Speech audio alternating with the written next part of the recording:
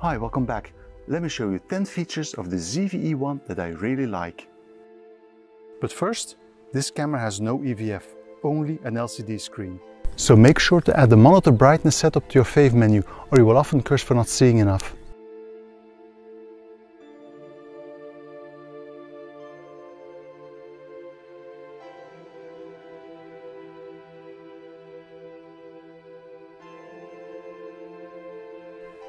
And now, onto the positive.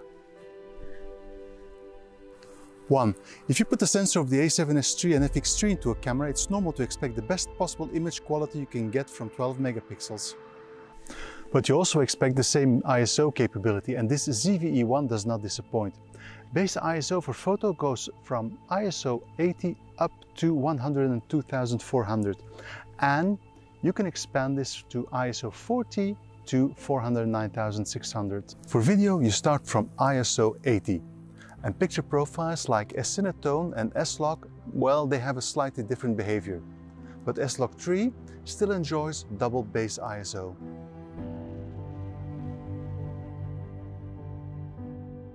And yes, I've been actively using ISO 12800. 2. This tiny camera boasts the same AI processing chip and the same other two processors as the A7R5. So in photo you get the same predictive eye, face, head, posture, focusing possibilities. From human, animal, bird, via train, car, insect and plane to the one I adore, bird plus animal. And yes, you can prioritize in between those two. When spotting animals whose spots on the fur will most definitely fool the IAF, like Dalmatians or cheetahs, you can prioritize looking for the head instead of the eye. 3. Just like in A7R5, you get focus bracketing or focus stacking like Sony calls it in the ZV-E1. There's a video on this channel on how to activate and use it. Alas, focus breathing compensation was not included into this ZV camera. But you do get the focus mapping, and my favorite, video AF assist. That's the DMF in continuous autofocus mode known from the FX30, the A7R5 and some of the top-level G-Master lenses. 4. Shockless white balance gives you the option on how the white balance transition behaves when moving through different lighting conditions. 5. Even though this is not the superb multi-angle swivel screen from the A7R5, this full touchscreen boasts the same options from both the tiny ZV-1F and the FX30 and A7R5. Full touch in the menu and the FN menu. Full touch for focus, tracking or shutter.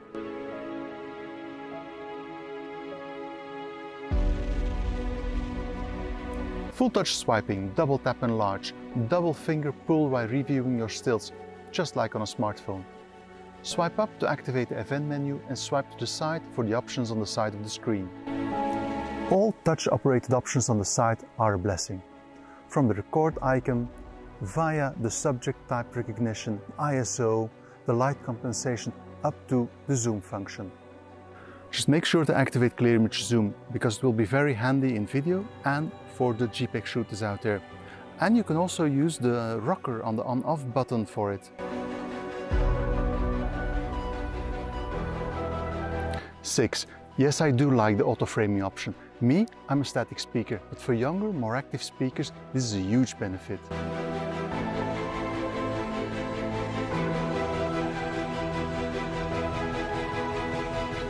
However, since this is a 12 megapixel 4K sensor, the crop will reduce the usable pixels. There is, however, an internal upscaling process that automatically returns the final output to 4K.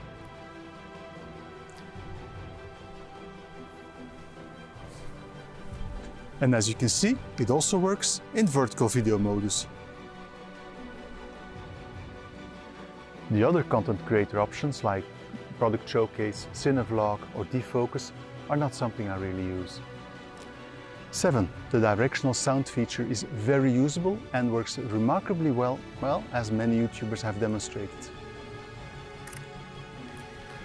8. The main menu from the Cineline FX cameras that was introduced into the consumer line with the A7R5 is a feature I love to use on the ZV-E1. 9. Since my last surgery, I'm having trouble reading small text. Now this camera has a built-in screen reader under the accessibility options. Now for the truly visually impaired users, this will be a lifesaver. Slow 2, slow 1, standard, fast 1, fast 2, fast 3, fast 4, fast 2, setup, screen reader, volume, 7, 8, 9, left button, setup. 10. If you put a really fast V90 SD XC UHS-2 card in the camera, you can choose a unique name for your video files, just like for your photo files.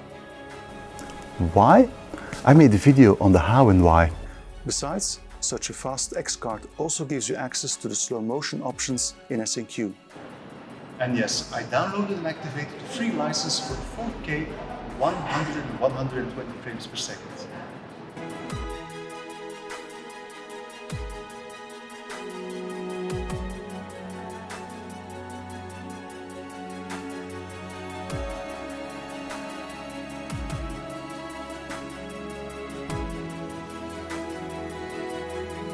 Should you try slow motion on a small camera without active heat dissipation nor heatsink? Well, that's up to you. I chose to use it. I've put the heat warning to high and filmed loads of 4K 60p clips without any issue. You should make that choice for yourself. And yes, 10-bit video heats faster than 8-bit video. Same goes for H.265 and H.264.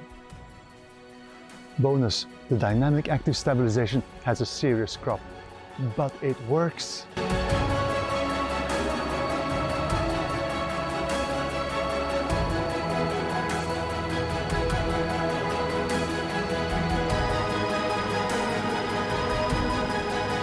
There's more, like the telelight options for example, but 10 suffices for today. If some of these features appeal to you, then go test the camera in your local store after clicking the like and subscribe button beneath the video. Till next time.